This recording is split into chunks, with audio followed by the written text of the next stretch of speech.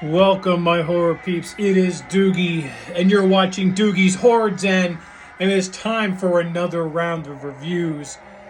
And before I get to these reviews,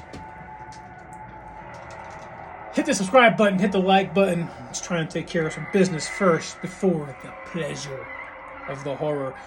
Hit the subscribe button, hit the like button. Tell me, what are your favorite holiday horror movies? Because the holidays are coming up, and there are some that are coming up that look good. And I got a rating system: M, murder, bad movie, don't touch it, don't watch it, or unless you want to waste an hour and a half of your life, go right ahead. Then MDK, murder, death, decent movie, maybe I'll think about watching it again sometime. And then MDK, I'm watching it again and again because it was that damn good, that damn scary, that damn bloody. So now, with that out of the way, like I was just talking about, they have a lineup of holiday horror movies coming up. One coming up soon, Thanksgiving, from Eli Roth. That looks really good. And there's a pair of Christmas movies coming out. I can't remember the names of them right now. Sorry. But they look good as well. And you're like, Doogie, that was horrible. Yeah, it was horrible. Sorry. But I'm just really excited to give you this review. So the first movie on this review, it's a fourth installment of a franchise that's been running for a good 8 years now. 8 years. And I haven't watched any of these movies until this year. So I've watched 3 earlier in the year, and I reviewed them right on this show. And the fourth one recently just came out like 2 weeks ago. And this movie's directed by Stephen Cognetti, and it is called Hell House LLC Origins, the Carmichael Manor. Now, I've reviewed the original Hell House, then the Abaddon Hotel, and then Make a Fire. All 3 great movies. Hell House is still like one of my favorite movies of the year. And it is just a ride that you will never, ever forget. Okay, so here comes this brand new entry, and it is both, follow me, a prequel and a sequel at the same time. You're like, what? It's just awesome. Like, Stephen Cognetti really has his Hell House universe going full steam ahead, and he doesn't disappoint with the Carmichael Manor. There are some internet sleuths who are trying to go to this Carmichael Manor, stay in there, and trying to figure out if it's actually haunted. And while they're, showing it in their real time, found footage style, you're also seeing the previous people who used to live there, because there was a whole story about how the Carmichael Manor is haunted and the family's murdered and the father got away. It's all of these different things. So these people show up to the house and just, like, you've seen the other movies, so you know what's about to happen, or a little bit anyway. And every time the camera goes around the hall or, somewhere dark in a closet, you're just like, you're starting to tense up because you know something bad's coming, and you just can't wait for it because it's that good. He makes you, the director, makes you scared. He makes you feel anxiety. He makes you want to, like, get behind the pillow or the covers or wherever you watch. For me, I just stare right at it like, oh, it's going to happen. I love it. This movie, Hell House Origins, Carmichael Manor, was amazing. It was scary. Sometimes, supernatural scary is scarier than, like, straight up slasher like Jason and Michael Myers, because you see Jason, you know what's coming. All right? And then you see Michael Myers, you know what's coming. Freddy Krueger, Leatherface, all of those. Saw, Ghostface. You know what's coming. Okay? But when it comes to supernatural movies, especially something like this, you don't know what's going to happen. And that's what makes it so damn good. You can't predict it. That's a good way to put it. You cannot predict what's happening or what's going to happen because you don't know. You know what I'm saying? You don't No. So for the Carmichael Manor, I'm telling you right now, MDK. MDK, MDK. Like, go to Shudder, because it's the Shudder original, watch it, and be scared, and be happy you watched it, because they better keep making these movies. That's all I gotta say. So, Hell House 4, I don't think anybody, excuse me. Wow. Yeah, so, I don't think anybody's calling it that. It's just the fact that, you know what? Guess what? It's Hell House Origins. Origins. Carmichael Manor. Yeah, I'm really excited about this movie, so watch it. It's amazing. Like, I can't... And, oh my God, there's a post-credit scene. Sets up the next one.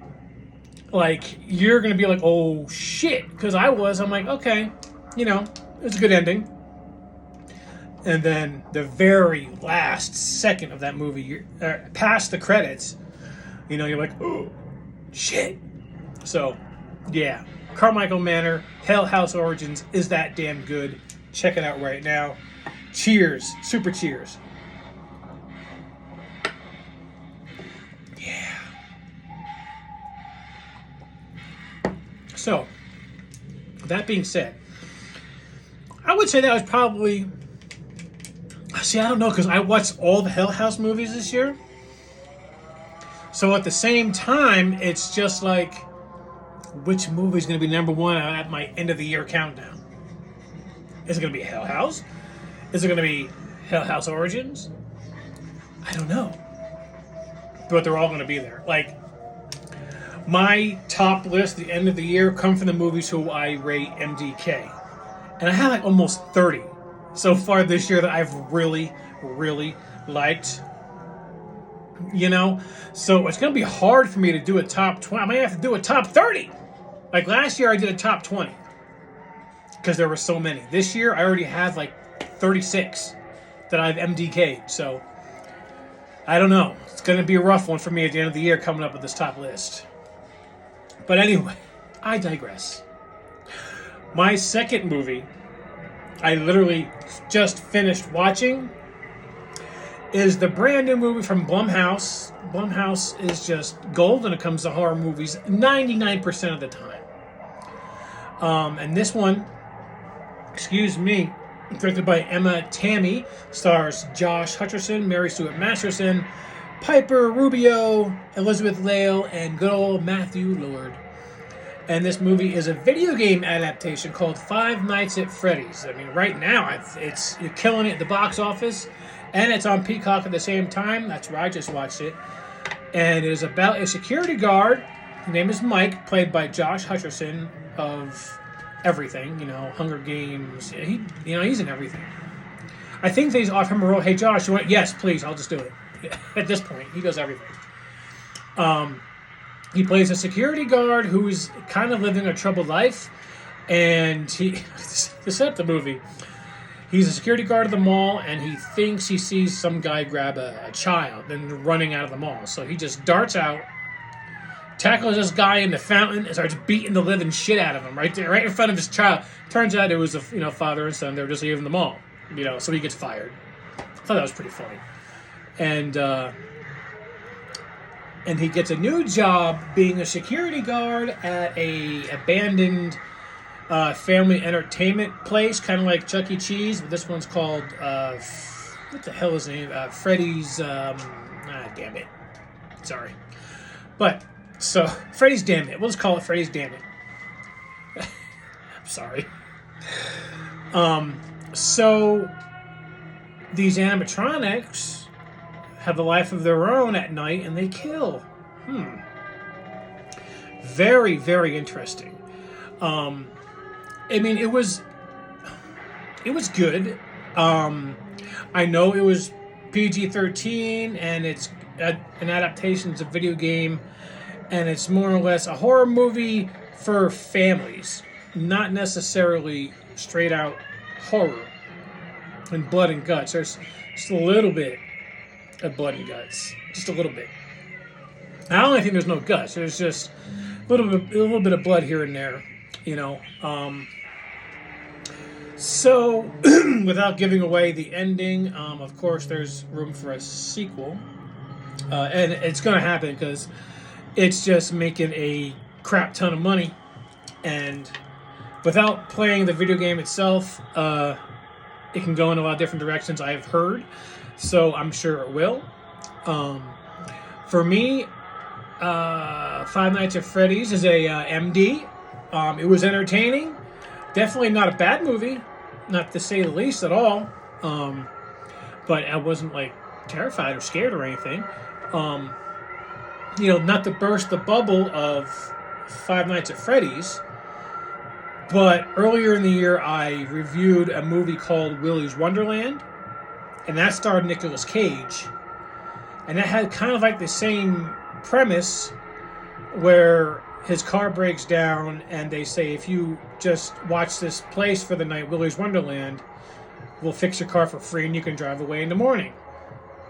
So he agrees and he goes into the place, and I mean, I've reviewed it. I'm quick synopsis, and these animatronics in here are deathly like kill. I'm gonna murder everything. Like they are like demonic, and they kill anybody who goes inside.